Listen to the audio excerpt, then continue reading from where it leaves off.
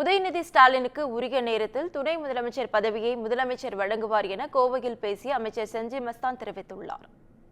பார்த்து நம்முடைய கலைஞர் உழைப்பு உழைப்பு உழைப்பு அதற்கு பேர்தான் ஸ்டாலின் என்று சொன்னார்.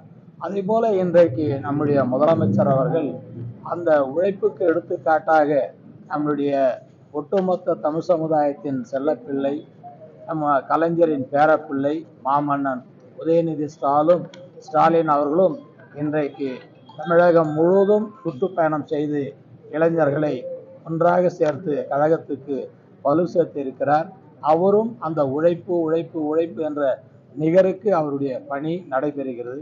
எனவே கலைஞரை போல நம்முடைய முதலமைச்சர் உரிய நேரத்தில் யார் யாருக்கு என்ன பொறுப்புகள் வழங்க வேண்டும் என்பதை அறிந்து வழங்கி கொண்டு இருப்பதை போல நம்முடைய மாண்புமிகு உதயநிதி ஸ்டாலின் அவர்களுக்கு நிச்சயமாக கலைஞரை போல தளபதியை கொடுத்தது தளபதி நிச்சயமாக அதை உருவாக்கி தருவார் என்பது எங்களுக்குள்ளே இருக்கிற நம்பிக்கை.